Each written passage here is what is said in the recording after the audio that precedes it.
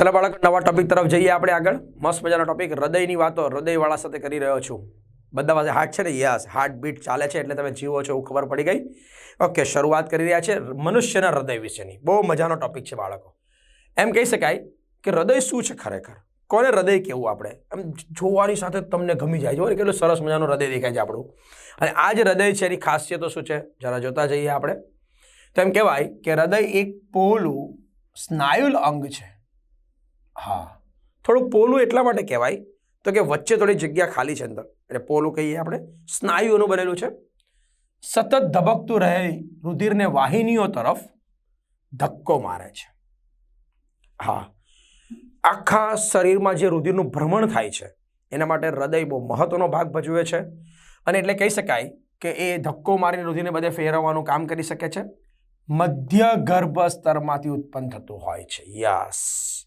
આપણે જ્યારે ત્રિગર્ભસ્તરી પ્રાણીની વાત કરી રહ્યા છીએ તો તમે જુઓ ને કે રુધિરાભિસરણ તંત્રની ખરેખર શરૂઆત કોણે કરી તો એ શરૂઆત કરી છે નુપુરકે યસ નુપુરક સમુદાયના પ્રાણીઓએ અને એનું કારણ જ છે કે ત્યાં આગળ ત્રિગર્ભસ્તરી દેહકોષ્ઠી પ્રાણીઓ બની ગયા અને એટલા જ માટે ત્યાં હૃદયની શરૂઆત થઈ ગઈ કહેવાય મધ્ય ગર્ભસ્તરમાંથી પરફેક્ટ રીતે બની જાય છે હૃદયનો ભાગ તેના પર તમને યાદ રાખી શકાય હા અને આ હૃદય છે ને એ ખરેખર એક પંપ જેવું છે એવું ખબર કોને પાડી તો એક ભાઈ છે જેનું નામ છે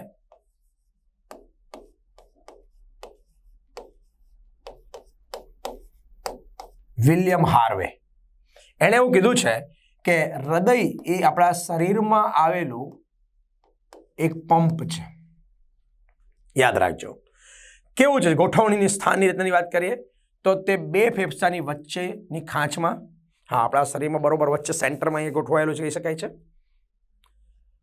સહેજ ત્રાસું ગોઠવાયેલું છે લગભગ 2/3 ભાગ શરીરની લંબ મધ્ય રેખાથી ડાબી બાજુ વળેલો છે હા તમે જો આખું એકદમ સીધી નથી થોડું કેમ વળેલું જોવા મળી રહ્યું છે આપણને બરાબર ને એટલે સહેજ આ તરફ ગોઠવાયેલું કહી શકાય છે આકાર બે બુઠ્ઠા શંકુ આકારની કંઈક બુઠ્ઠો છે આકાર શંકુ આકારનું કહી શકાય છે તો એ મૂળભૂત રચના કહી શકાય છે આગળ એ આવશે એ બુઠ્ઠા શંકુ આકારની રચના તરીકે ઓળખી શકાય છે રચનાને આધારે જરા નામ જોઈ લઈએ આકૃતિમાં કયા કયા દેખાય છે આપણને જેમ કે અહીંયાથી આપણે શરૂ કરી દઈએ તો અહીંયા કહે છે ડાબુ કર્ણક થોડો કલર તમારા માટે સરસ મજાનો લઈ લઉં હું ડાબુ કર્ણક ત્યાંથી આગળ જે તરફ જઈએ તો અહીંયા કઈ આ દોરેલો ભાગ છે એ ડાબી ફુફુસીય શિરા છે ડાબી ફુફુસીય ધમની છે મહાધમની કમાન છે અગ્રમહાશિરા છે જમણી ફુફુસીય ધમની જે અહીંયાથી ખરેખર એની પાછળથી આ જાય છે આમ બે ભાગમાં વહેંચાયેલી છે જમણી ફુફુસીય શિરા જે અહીંયા પાછળથી જાય છે તે જ અહીંયા ઘડી એની સાથે કનેક્ટેડમાં છે જમણું કર્ણક બંનેની ભાગમાં હૃદયની વચ્ચે જમણા અને ડાબા કર્ણકની વચ્ચેના ભાગોમાં એના કર્ણક અને શેપકના ભાગોમાં થોડી થોડી ખાંચો છે એમાંથી બંને કર્ણક અને શેપકની વચ્ચે ખાંચો એટલે હદ ખાંચ કહેવાય જમણી હદ ધમની છે આખી મેઇન આર્ટરી છે જે મૂળભૂત રીતે એમ કહી શકાય છે જે શેપકમાં આવેલી ખાંચો હોય છે એમાં ગોઠવાયેલી હોય છે અને બીજી આ એક મુખ્ય ધમનીનો ભાગ છે કે જેને કારણે હૃદયના દરેક ભાગોને લોહી મળતું હોય છે જમણું શેપક કહી શકાય છે પશ્ચમહાશિરા છે એરિયા જેમાં અગ્રમહાશિરા છે એમાં પશ્ચમહાશિરા લોહી લાવવાનું કામ કરે તે સિવાય ભાગ છે ડાબુ શેપક છે એનો ભાગ ડાબી હદ ધમની છે અને ફુફ્ફુસ કાંડ છે આ બધા ભાગો છે જેના વિશે આપણે બધું ભણવાનું છે હા થોડુંક એને અહીંયા જોઈ શકીએ એટલા માટે જરા મેં નામો તમને પહેલાં બતાવ્યા બાળકો બહુ સરસ કલરિંગ ફૂલમાં જોઈ શકાય છે આ આપણે કહી શકીએ છીએ મુખ્યત્વે રીતે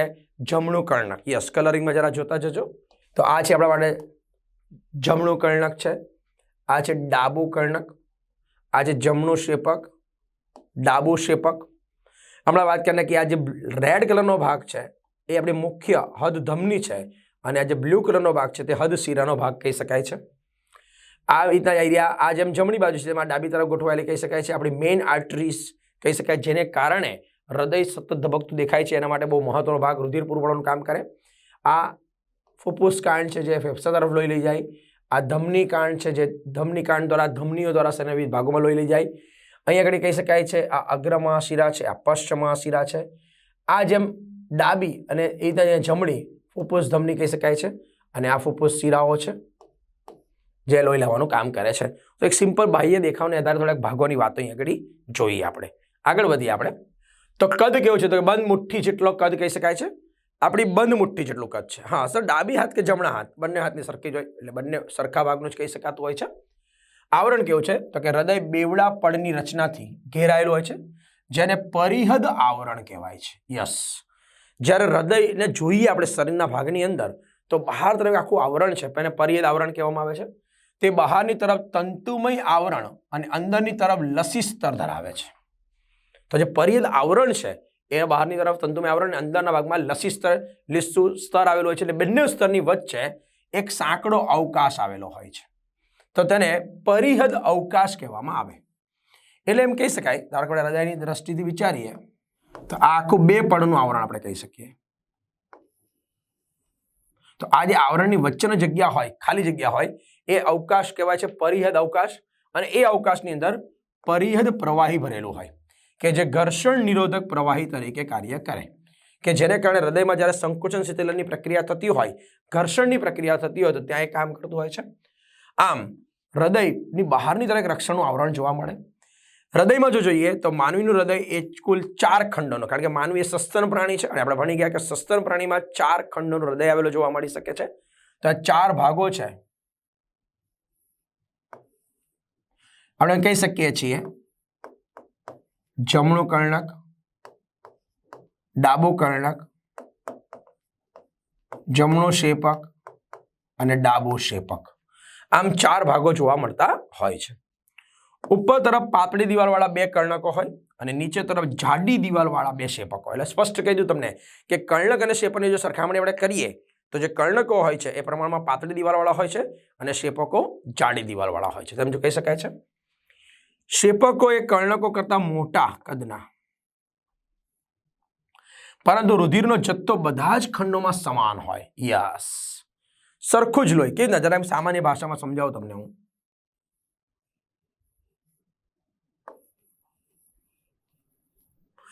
ચાના કપ અલગ અલગ કદના દેખાતા હોય, પણ ધારો કે પેલા મગ લઈએ ને આપણે, તો મગની અંદર આટલો ભાગ તો કેવો હોય છે, સ્ટીલનો જ ભરેલો હોય. તો બંનેમાં માપ આપણને અલગ અલગ નાના મોટા લાગતા, પણ બંનેમાં ચા તો સરખી જ સમાવવાની છે. મજાક થઈ ગઈ તમારી સાથે. યસ, તો એવી રીતે અહીંયા આગળ જેમ બંનેમાં સરખો હોય, એટલે બધા ખંડો ભલે અલગ અલગ કદના દેખાતા હોય, પણ બધામાં લોહીનું જે પ્રમાણ હોય છે ને બાળકો, એ સરખું જળવાઈ રહેતું હોય છે. ખાંચ 2 કર્ણકો અને 2 શેપકોની બહારની તરફ સ્પષ્ટ દેખાતી આડી ખાંચ આવેલી હોય છે, જે એકબીજાથી જુદા પડેલા દેખાય છે. આ ખાંચને હદ ખાંચ કહેવામાં આવે.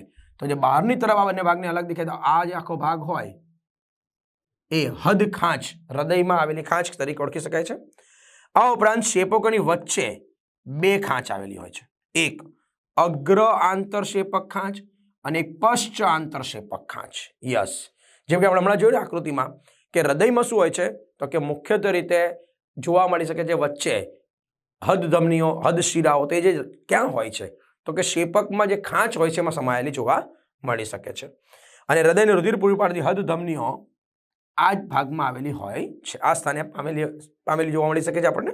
ઓકે, આ રીતે તમે જોઈ શકો છો આખું હૃદય બહુ સ્પષ્ટ. અને આને એકદમ સ્પષ્ટ રીતે જરા સમજતા જઈએ. બહુ મજાની વાત બાળકો તમારી સાથે કરવાની છે. જો મારે હૃદયનો છેદ લેવો હોય અને આંતરિક ભાગને જોવો હોય તો કંઈક આપણે આ રીતે યાદ રાખી શકીએ છીએ. જરા જોતા જઈશું આપણે એને.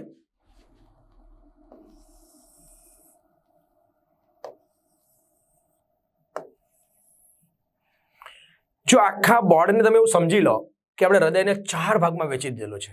યસ, તમે 4 ભાગ કયા સંદર્ભમાં કહી શકો છો તો કે આ એક પહેલો ભાગ કહી શકાય છે, આ બીજો ભાગ કહી શકાય છે, આ ત્રીજો ભાગ કહી શકાય છે, આ ચોથો ભાગ કહી શકાય છે.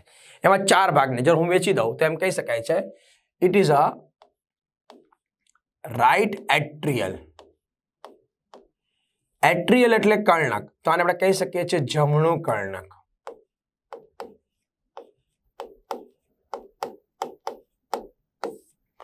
એ રીતે આપણે કહી શકીએ છીએ અહીંયા આગળ લેફ્ટ એટ્રિયલ, એને કહી શકાય છે ડાબું કર્ણક. બીજા એક ભાગને આપણે અલગ કરી દઈએ અહીંયા આગળ, આપણે એમ કહે છે આ જે વિસ્તાર છે એને આપણે નામ આપી દઈએ છીએ રાઇટ વેન્ટ્રિક્યુલર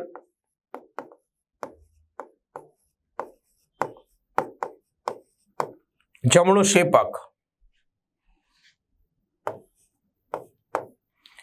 લેફ્ટ વેન્ટ્રિકલ એટલે આપણે કહી શકીએ છીએ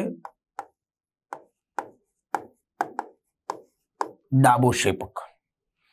તો આ જે હૃદય છે એમાં ચારે ચાર ભાગને જો જોવા હોય આપણે તો કર્ણક અને શેપક અંદરથી પણ છૂટા પડેલા હોય છે. તો એના માટે જવાબદાર છે અલગ અલગ પ્રકારના વાલ્વ, અલગ અલગ પ્રકારના પટલો. તો એની થોડીક વાતો આપણે કરશું.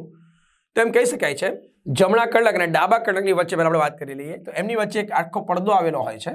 આ પડદાને આપણે કહી શકીએ છીએ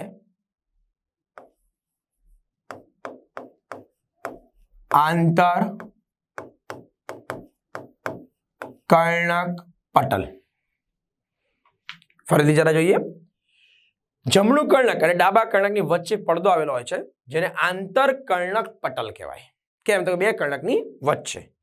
એવી જ રીતના જમણા શેપક અને ડાબા શેપકની વચ્ચે જોવા મળી શકે છે. એને કહેવાય છે વચ્ચે એટલે આંતર શેપક પટલ આવેલો હોય છે.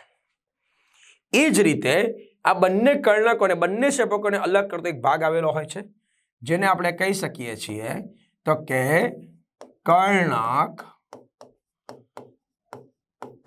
શેપક પટલ, જેને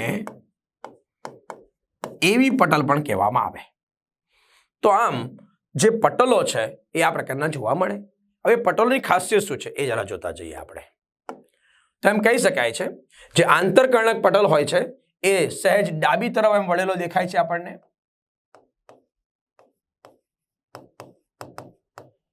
અને એ પ્રમાણમાં પાતળો હોય છે. અને એટલા જ માટે તમે જુઓ કે જે આ ભાગ બન્યો એટલે કે ડાબુ કર્ણક હોય છે ને એ પ્રમાણમાં નાનું હોય અને એની સરખામણીમાં જે જમણું કર્ણક હોય એ પ્રમાણમાં મોટું હોય. જે કર્ણક શેપક પટલ છે કેવું હોય છે તો કે જાડી દિવાલ વાળું હોય અને બહારની તરફ એ હદ ખાંચ તરીકે ઓળખાય. જ્યારે આંતરશેપક ભાગ છે પટલ જે છે એ સહેજ જમણી બાજુ વળેલું હોય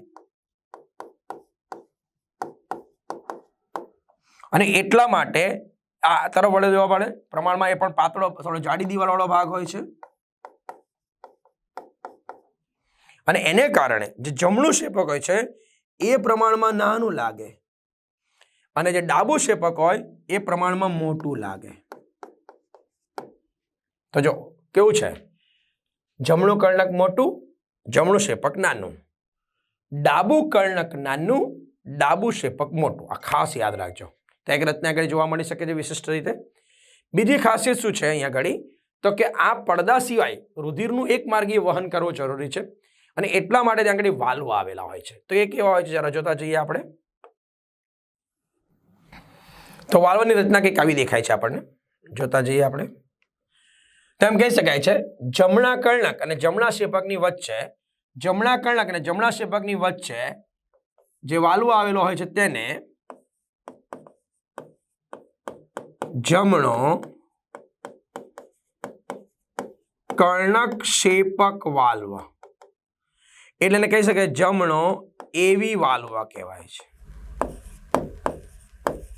અને જમણો એવી વાલ્વ કહેવાય. ઓકે, હા, એની ખાસિયત શું છે તો એ 3 પડદાનો બનેલો હોય છે. એટલા માટે આપણે એને ત્રિદલ વાલ્વ કહેવામાં આવે. અને આ જે વાલ્વ હોય એ નાના હદબંધ તંતુઓ હોય એના વડે શેપકની દિવાલ સાથે જોડાયેલા હોય. એને એમ કહેવાય કે તે હદબંધ તંતુ જે પ્રકારના સ્નાયુઓ જ છે. યસ, એ સ્નાયુ કહી શકાય છે. અને એના દ્વારા એ શેપકની દિવાલ સાથે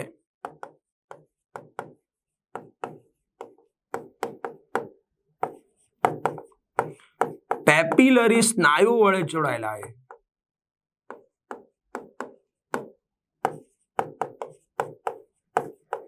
જોડાયેલા જોવા મળે. તો આની ખાસિયત છે. તો આ હદબંધ તંતુ ગોઠવાયેલા જોવા મળતા હોય છે. બીજી રચના શું છે ઘડી તો સેમ એવી રીતના જોઈ શકાય છે ડાબુ કર્ણક અને ડાબા શેપકની વચ્ચે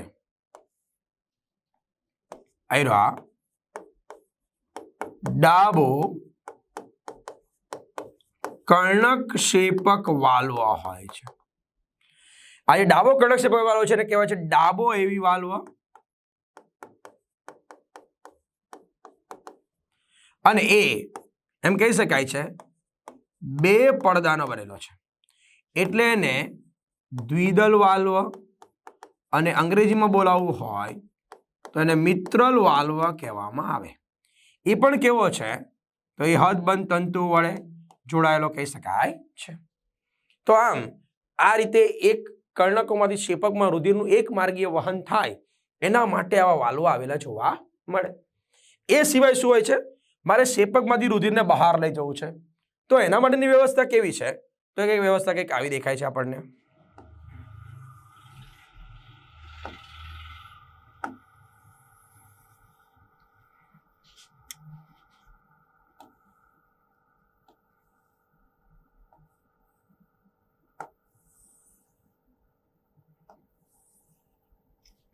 તો બે ગોઠવણીઓ છે, જરા બરાબર જોતા જજો, થોડો કલર તમને મજાનો હશે.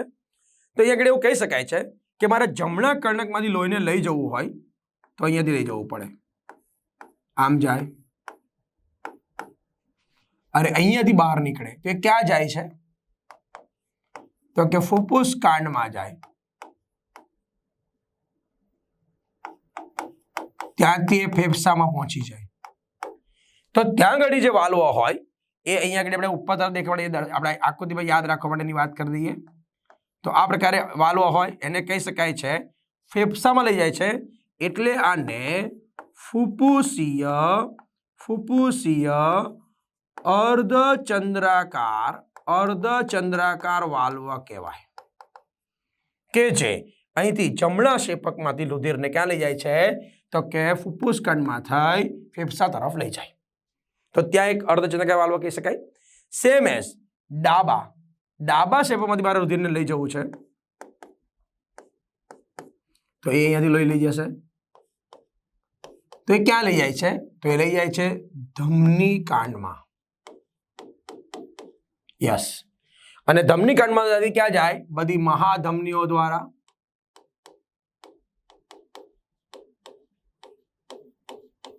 શરીરના ભાગમાં લઈ જાય છે. તો આ રીતેનું વહન થતું હોય છે. તો આના માટે અહીંયા ઘડી પણ વાલ્વ હોય છે. તો એને શું કહેવાય તો એને કહી શકાય છે ધમનીય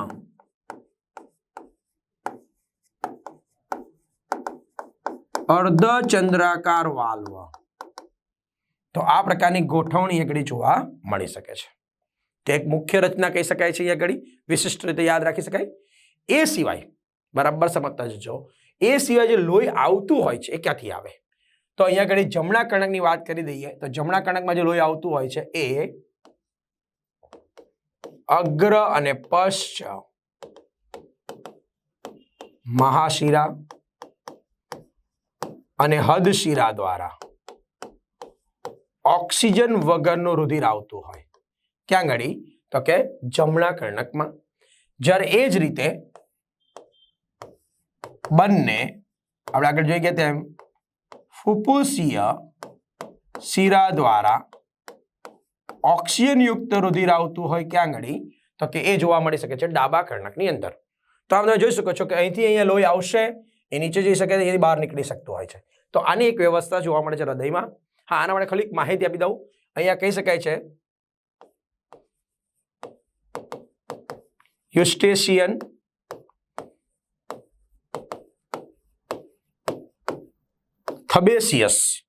યુસ્ટેશિયન થબેસિયસ પ્રકારના વાલ્વ અહીંયા પણ જોવા મળે. તો વાલ્વ અહીંયા હોય, પણ એ માત્ર ને ક્યાં હોય છે તો કે ભ્રૂણ એટલે કે ગર્ભ અવસ્થામાં હોય, અને પછી અંદર છુપાઈ જતા છે શિરાઓની અંદર. તે પ્રકારની અહીંયા વાલ્વની ગોઠવણી જોવા મળતી હોય છે. બાકીને આપણે વાલ્વની ગોઠવણી યાદ રાખી દીધી. તો એક વિશિષ્ટ રચના કહી શકાય છે. નલિકા હોય એ પણ ગર્ભ અવસ્થામાં હોય. કેમ એવું સર? કારણ તમે જુઓ ને કે જ્યારે આપણે ગર્ભીય અવસ્થામાં હોઈએ છીએ ત્યારે 21મા દિવસથી ગર્ભમાં હૃદય ધબકવાનું શરૂ કરી નાખે, પણ ત્યારે આપણે શ્વાસની પ્રક્રિયા જે છે એ નાક દ્વારા તો કરતા જ નથી. તો જે લોહી છે એનું ભ્રમણ કેવી રીતે થતું હોય, જે કે આપણે હમણાં જોયું કે અહીંયાથી બધા શિરાઓ દ્વારા લોહી પશ્ચિમા શિરા દ્વારા ક્યાં આવી જાય છે તો કે જમણા કર્ણકમાં આવી જાય, બરાબર છે. ત્યાંથી એ જમણા ક્ષેપકમાં જાય, પછી ફેફસામાં જાય, પછી ફુફ્ફુસની શિરા દ્વારા ડાબા કર્ણકમાં આવે, પછી પાછું ડાબા ક્ષેપકમાં જાય, પછી ધમની કાંડ દ્વારા શરીરની બહાર ફરે. ઇટ્સ ઓકે, બરાબર છે. પણ ત્યારે આપણું લોહી ફેફસામાંથી પાસ થાય છે. પણ જ્યારે ગર્ભી અવસ્થામાં હોઈએ છીએ ત્યારે આપણા શરીરમાં શ્વાસની પ્રક્રિયા નાક દ્વારા તો થતી જ નથી. એ માતાના રુધિર દ્વારા જ ઓક્સિજન આપણા શરીરમાં પહોંચતું હોય, એટલે કે બાળકના શરીરમાં પહોંચતું હોય છે, ગર્ભમાં પહોંચતું હોય છે. તો એનો મતલબ એવો થયો કે ત્યારે આ જમણા કર્ણકમાં જે લોહી આવે છે ને એ જ સીધું ડાબા કર્ણકમાં પહોંચી જતું હોય. હા, એના માટે અહીંયા આગળ એક અંડાકાર ગર્ત આવેલો હોય છે એ સમજવા માટે. અને એટલા માટે જ જ્યારે લોહીનું વહન આમ થતું હોય તો ફેફસાના ભાગોને પણ લોહી મળવું જરૂરી છે, ધમનીના ભાગને લોહી મળવું જરૂરી છે. એટલે આ પ્રકારની માર્ગ અહીંયા આગળ જોવા મળે. પણ ધીમે ધીમે જ્યારે બાળકનો ગર્ભી વિકાસ પૂરો થઈ જાય અને સંપૂર્ણપણે વાતાવરણ સંપર્કમાં આવી ગયો છે તો ત્યારે હૃદયમાં આ જે ભાગ હોય, નલિકા જે હોય એ પોતે કામ કરવાનું બંધ કરી અને ત્યાં આગળ ભાગ એક નાના સ્નાયુમય ભાગ સર્વે જોવા મળતો હોય છે. એક માત્ર સમજણ માટેની વાત તમારા સાથે કરી. બીજી એક મહત્વની વાત અહીંયા આગળ જોવા મળી શકે છે કે આપણું જે હૃદય છે એ કેવા પ્રકારનું કહેવાય? તો યસ, આપણું જે હૃદય છે ને માયોજનિક કહેવાય. અને એટલા જ માટે એનો જે પ્રક્રિયા છે એના ચોક્કસ પ્રકારના નિયમન કરવાની, ધબકવાની, તો આ પ્રક્રિયા આપણી પાસે આવેલી ગાંઠ પેશીઓ દ્વારા થાય છે. તો આવી રચના શું છે એને થોડી આપણે સમજીએ અહીંયા આગળ.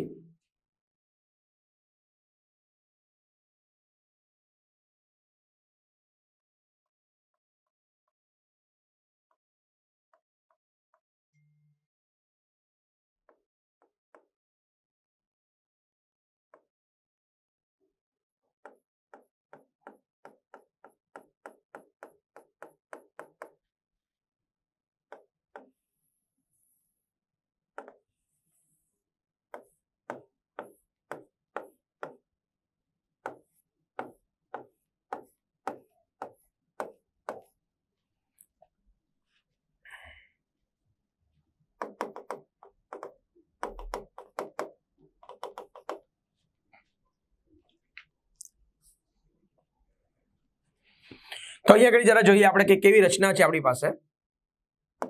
તો એના માટે ચોક્કસ પ્રકારની ગાંઠ પેશીઓ છે. આ ગાંઠ પેશીનો મતલબ શું થાય? તો કે જે સ્નાયુઓ અને ચેતાના બંનેના ગુણો ધરાવે છે તેવો ભાગ કહી શકાય છે. અને એટલા જ માટે આવી ગાંઠ પેશીની ગોઠવણી જોવા મળે. તો કઈ કઈ છે જરા જોતા જઈએ. તો પહેલો ભાગ આપણે કહી શકીએ છીએ SA નોડ. તો એ શું છે? તેને કહેવાય છે શિરા કર્ણક ગાંઠ પેશી. હા, એને સાઇનોએટ્રિયલ ગાંઠ પેશી પણ કહેવામાં આવે છે.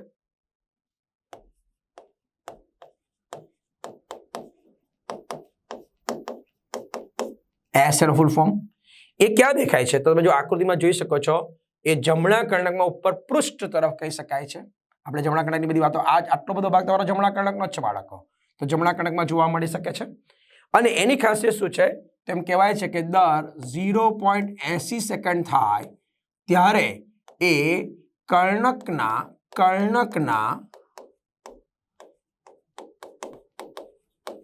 સંકોચન માટે ઉર્મી વેગનું નિર્માણ કરે.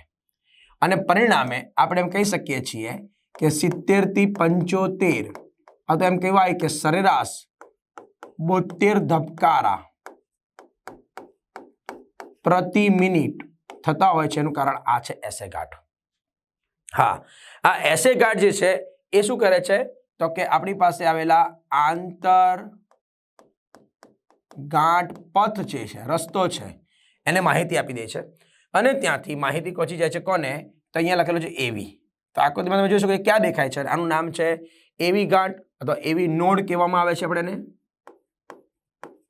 એની ખાસિયત શું છે? તો એવી નોડ જે જોવા મળી શકે છે એને કહેવાય છે તો એ એટલે કહી શકાય છે કર્ણક, વી એટલે વેન્ટ્રિકલ એટલે શેપક, એમ કહી શકાય એટલે કર્ણક શેપક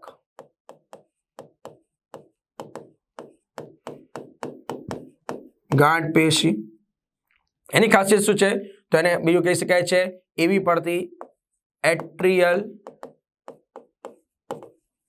વેન્ટ્રિક્યુલર ગાંઠ પેશીનો ભાગ કહી શકાય છે. તો અહીંથી જે કંઈ સંદેશ આવે છે તે એવીને મળે છે. અને ત્યાર પછી એવી શું કરે છે? તો એની પછી આવેલા શેપકની દિવાલમાં ગોઠવાયેલા જેનું નામ છે એવી જૂથ અથવા એને કહી શકાય છે હી સ્નાયુ જૂથ ને માહિતી આપે. જે પણ એક પ્રકારના સ્નાયુઓ છે, યસ, આ કોઈ ચેતાઓ નથી, એને માહિતી મળી જાય છે. ત્યાંથી જે માહિતી પહોંચી જાય છે આગળ, તો બંને ભાગમાં ફેલાયેલી બે શાખાઓ છે જે શેપકની આખી દિવાલમાં પથરાયેલી છે, જેને કહેવાય છે પર્કિન્જે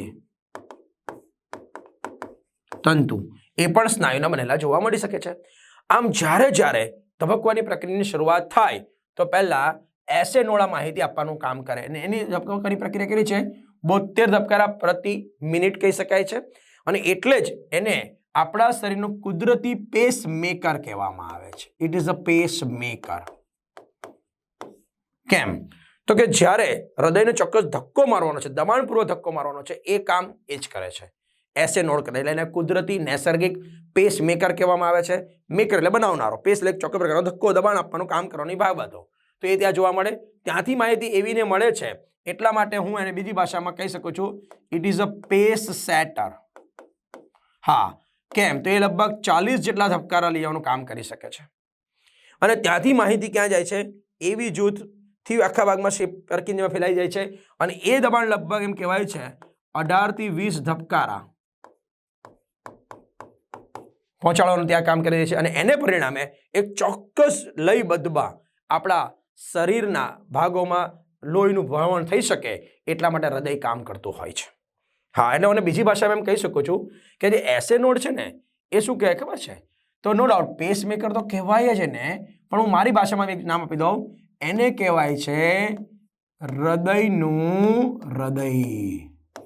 એને કહેવાય છે હૃદયનું મગજ.